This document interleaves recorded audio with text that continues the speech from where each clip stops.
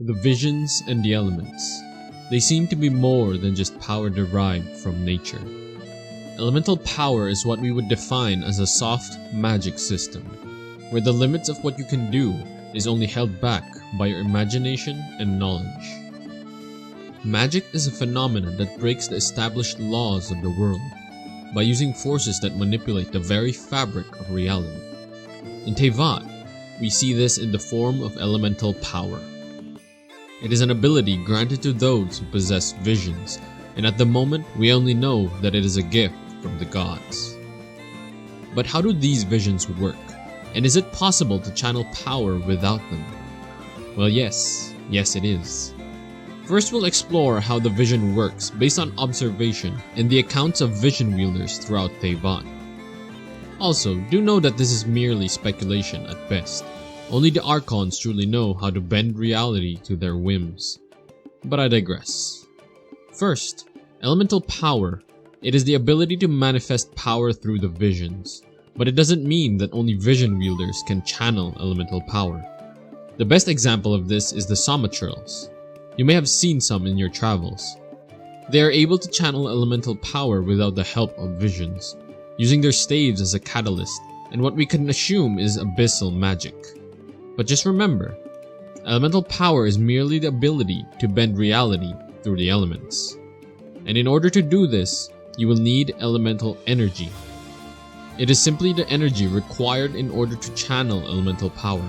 It is stored within the vision, but it is difficult to ascertain where the power comes from. Once you are granted a vision, it must be placed on the person and it must be in a visible location for it to absorb elemental power.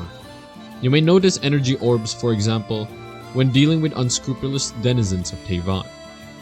Observe that they need to be able to enter the vision. Though not confirmed, it seems that energy can be blocked by clothing or other items, if it were hidden, or maybe it would have some reduced potential if hindered. Elemental energy also comes in various colors or elements. We have Pyro, Hydro, Cryo, Dendro, Electro, Anemo, and Geo. Visions that absorb similar colored energy receive more of it, but a vision can also convert other colors into its own at the cost of diminishing that energy. You can see here that the energy is directly absorbed by the vision, and the energy orbs will always travel towards the direction of where the vision is placed on the character. Celestial energy, on the other hand, can only be channeled by the use of a gnosis, and this allows the bypassing of the need to absorb elemental energy, allowing its user to output far more elemental power than anything imaginable. Only the Archons are capable of wielding a gnosis, possibly due to the physical strain it could bring, or simply due to being a chosen god by Celestia. By using a gnosis, its user can receive energy directly from Celestia, instead of the surrounding area. But it also receives energy from worship. As mentioned in one of the books, when Venti was merely a wind spirit, and when the Gunhildr clan worshipped him, he received energy through their worship. Now we'll go over visions, delusions, and magecraft. Now what are visions? Visions are a divine construct provided by the gods. Its main purpose is to channel and manifest elemental power based on the user. As such, each vision wielder have different abilities when manifesting their visions. It cannot be destroyed by any means, as many have already tried, such as Keqing from Liyue. However, they can be rendered inactive should its wielder come to grips that he or she is no longer worthy of it, as is the case with Zhang Shi, who used his vision, as he said, quote-unquote, in a bad purpose. The moment he deemed himself unworthy, the vision became inactive. This indicates that the visions do not carry a divine will, but instead, as Venti had mentioned, it is merely a tool to be used to channel elemental power. It is up to the vision wielder if they feel they are worthy to rise to godhood. Visions are also rendered inactive if the vision wielder dies. They are still unbreakable, but they have no power and are useless. There is no known method of reawakening them, aside from being chosen yourself. Now, who gives visions? It is suggested that visions are gifts given to those who are worthy, and that the Archons as well as the gods in Celestia have the power to give these visions. They also have the power to deny the distribution of visions, as there are no more Electro visions given once the Electro Archon started the Vision Hunt Decree. It is an interesting notion that visions are capable of being denied to. This would suggest that the Archons that provide visions have a goal in mind when providing a vision. However, do know that just because you've received a vision doesn't mean that that particular Archon of that element gave it to you. They may not even know you exist, and it is entirely possible that other gods have provided you this favor. With the restriction from the Archons in that they are able to hinder the provisions of visions, the people of Snezhnaya have created their own version of a vision, known as a delusion. Quite an amazing achievement actually. While far from perfect, as it has its downsides and drawbacks, you can still call it an amazing thing as it allows the channeling of elemental power without the need of the favor of the gods. Delusions are still shrouded in mystery, for not much is still known about them. All we know is that there are few in circulation and only certain people can use them without drawbacks. It is also shown that it is possible to implant a delusion inside a person. A visitor in Mondstadt who was recently helped by Sino. Apparently, this is done by implanting Archon residue within the body. However, this power can go berserk depending on the character's emotion, so it's quite dangerous. Delusions are also capable of producing power that is imperfect than that of visions, one that is corrupted in nature. While powerful, the drawbacks are intense and may even kill the user. Such is the case with Crepus, Diluc's father, and Tartaglia, who received heavy injuries for using his delusion. As for visions though, interestingly, visions give many different abilities depending on the wielder of the vision.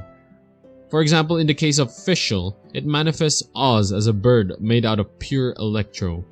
The vision also gives powers and abilities to each wielder, and almost no two vision users possess the same power. Inventions and other forms of magic can also be dependent on the elemental type that the wielder possesses. Such is the case with Spark Knight Klee and her bombs. Her bombs can explode, or sometimes it requires a pyro application in order for it to explode. Now, do visions have limitations? While visions have the limitations of their specific element, magic can actually be used to circumvent some of these limitations. Although magic is not very prominent in Teyvat, simply because it requires a vision or a means of channeling elemental energy in order to do Magecraft. The conclusion was presented by Lisa, who had been studying in Sumeru Academia. Despite being the top of the entire academy and knowing and learning the secrets of elemental power, she was unable to perform any form of Magecraft without her vision, though when she needed one, it was at that moment that one manifested for her. With the aid of her own vision, she conducted many studies and research on it. She mentioned that she sensed a deep secret hidden in the shadow of the vision, a knowledge forbidden, she says. She remarked that for whatever reason, the gods gave humans the key to changing everything, but did not explain the cost involved. Coming back to Magecraft though, it can be further categorized into subgroups such as alchemy, science, and simply magic. If you pass the requirements for channeling elemental energy, then knowledge over the three subgroups can give you an edge in what you can be capable of, even outside the scope of your vision's element. An example would be with Sino, who, though he hasn't shown what vision he possesses, in his character art it looks like he is wielding a pyro vision. However, he is capable of casting spells with a magic circle and incantations in order to seal the Archon residue within Collei. He did this in the manga prologue prior to the game. Another example is with Albedo. While Geo, as seen with Rex Lapis, is more about creating constructs, defense, and manipulating the earth, Albedo, using his knowledge of alchemy and the art of Kemia, a magic from Kenria, is able to create life from chalk, a power far from the aspect of Geo itself. It is similar to Rex Lapis as he also created constructs. However, the difference is Rex Lapis constructs never had life. They only followed Rex Lapis orders, not really having their own will, unlike that of Albedo, who creates life itself. During the events of the Battle of Liyue, the Fatui were also able to copy and produce sigils of permittance, harnessing their power and recreating the magic of the Adepti. Magic also exists with denizens of Teyvat, and are not exclusive to humans. Boreas, who is able to channel the power of Animo and Cryo without a vision. The Adepti able to channel the elements, Samachurls and Lawachurls with different elements depending on where they are born. These creatures, however, do not require any form of studying and instead rely on instincts, on bending the elements to their will. The Adepti Shao was able to channel Animo even before he received his vision. The same for the Secretary Ganyu, but both of them became even more powerful upon receiving their vision. One last form of power is the Abyss, which we know nothing about just yet. However, with Dainsleif now making his appearance and his activity within Teyvat, we may soon learn of this power. Visions, Delusions, the Abyss, and Magecraft. They are indeed a mysterious force within Teyvat, and they may be far more capable than what the gods may be intending. But what do you guys think about the magic in Teyvat? Do you think the gods had intended for this knowledge to be available?